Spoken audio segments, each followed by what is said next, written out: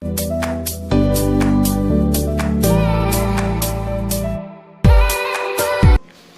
छ साथीहरु, फेरि पनि म उपस्थित भइसकेको छु तपाईहरुको साथमा बिजेकेसी अफिसियल र म आज चाहिँ तपाईहरुलाई चाहिँ एउटा एकदम इन्ट्रेस्टिङ भिडियो भन्न चाहन्छु, एप्सको बारेमा भन्न चाहन्छु, बट म चाहिँ त्यो राम्रोसँग तपाईलाई मेरो मोबाइलमा देखाउन सक्दिन र त्यसकारण चाहिँ म चाहिँ तपाईहरुलाई भन्छु कि यसरी गर्नु होला र तपाईहरुलाई म हल्का चाहिँ देखाउन सक्छु। यसमा चाहिँ यसरी हामीले चाहिँ गराउन सक्छौं भनेर त्यसलाई चाहिँ तपाईहरुले ध्यान दिएर चाहिँ हेर्नु होला र एप्लिकेसन कुन हो भनेपछि तपाईहरुले डाउनलोड गर्नु होला हैन। सिम्पली प्ले स्टोरमा गएर सर्च गर्नुस् अथवा प्ले स्टोरमा भेटेन भने चाहिँ मलाई चाहिँ भन्नु होला र म चाहिँ तपाईहरुलाई कमेन्टमा चाहिँ तपाईहरुलाई चाहिँ लिंक दिने छु। मैले डिस्क्रिप्सनमा नहालेर चाहिँ म तपाईहरुलाई कमेन्टमा लिंक दिने छु साथीहरु हैन।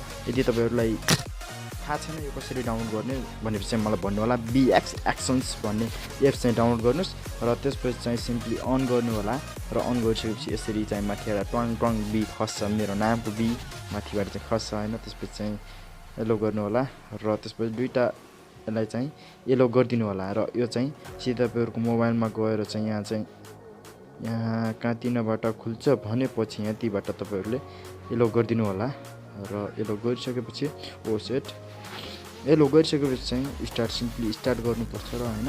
स्टार्ट गरिसकेपछि अब तपाईहरुलाई थाहा पनि होला के हुन्छ यो एप्समा। थाहा छैन भने चाहिँ भोल्युम बटन सिम्पली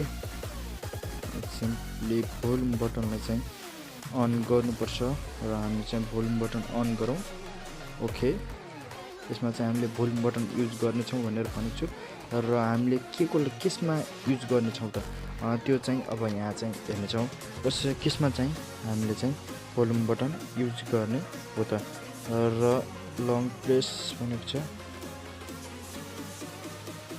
हामी चाहिँ यहाँ गएर चाहिँ हेर्छौं कि हामीले कसरी चाहिँ भोल्युम बटन चाहिँ युज गर्छौं र यसमा सिम्पली तपाईहरु चाहिँ फर्स्टमा चाहिँ स्ट्यान्डर्ड चाहिँ अन गर्नु होला र भोल्युम बटन अन भनेको छ। यसमा चाहिँ भोल्युम बटन अफ गर्दा चाहिँ तपाईहरुले के देख्न चाहनुहुन्छ ट्याक्स म्यानेजर चाहिँ म तपाईहरुलाई देखाउन सक्छु हैन। त्यसकारण चाहिँ म तपाईहरुलाई ट्याक्स म्यानेजर देखाउँछु र भोल्युम बटन सिम्पली एकचोटी दाब्दाबित्तिकै तपाईहरुले ट्याक्स म्यानेजर पाउन सक्नुहुन्छ साथीहरु र यो एप्सको विशेषता चाहिँ यही नै हो। र अर्को चाहिँ तपाईहरुले यहाँ देख्न सक्नुहुन्छ हैन डबल ट्याप भनेको छ, यो चाहिँ पाइन्न र यसमा चाहिँ तपाईहरुले सिंगल ट्याप डबल ट्याप यसमा पनि पाउन सक्नुहुन्न, किन्नु पर्छ भनेको छ। र यदि यसको चाहिँ तपाईहरुलाई चाहिँ म चाहिँ सर्ट गर्छु र यसको यदि क्र्याक भर्जन रहेछ भने चाहिँ म तपाईहरुलाई चाहिँ प्रोभाइड गर्नेछु लिंकमा तल लिंक, अथवा तपाईहरुले कमेन्टमा पनि भन्नु होला क्र्याक भर्जन खै त भनेर म चाहिँ प्रोभाइड गर्ने कोसिस गर्नेछु खोजेर भने। र त्यसपछि चाहिँ सिम्पली हेर्न सक्नुहुन्छ अरु चाहिँ हैन पावर मेन्यु यो चाहिँ कुन हो, भोल्युम कुन हो, भोल्युम अप टु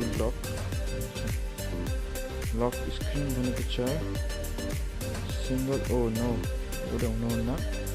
यसमा चाहिँ हामीले जम्प टु लास्ट एप्लिकेसन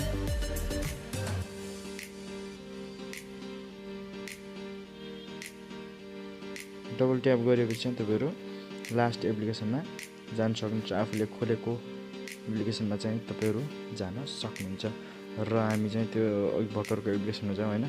त्यसपछि चाहिँ सिम्पली तपाईहरु चाहिँ यसरी नै यहाँबाट चाहिँ सेटिङमा गएर चाहिँ तपाईहरुले यसमा चाहिँ आफूले मन परेको चाहिँ सर्टकटहरु राख्न सक्नुहुन्छ। यहाँ चाहिँ तपाईहरु सिम्पली आफ्नो चाहिँ यतामा यहाँ चाहिँ तपाईहरु चाहिँ आफ्नो लाइट पनि राख्न सक्नुहुन्छ, जसमा चाहिँ तपाईहरुले आफूले चाहिँ लाइट बोलुस भन्न चाहनुहुन्छ भने चाहिँ यदि यहाँ चाहिँ लाइटको पनि अप्सन हुन्छ र साथीहरु तपाईहरु चाहिँ यहाँबाट चाहिँ लाइटहरु अथवा अरु पनि फोन्डालहरुलाई पनि सबैलाई चिल्लै राख्न सक्नुहुन्छ। र यदि सर्टकट युज गर्न चाहनुहुन्छ भने चाहिँ तपाईहरुले यो एप्स युज गर्दा चाहिँ एकदमै राम्रो हुन्छ। र साथीहरु आजको लागि टिप्स यति नै। म फेरि मिल्ने छु तपाईहरुसँग भोलि अर्को भिडियोमा। Keep watching, keep supporting, keep sharing. जय नेपाल।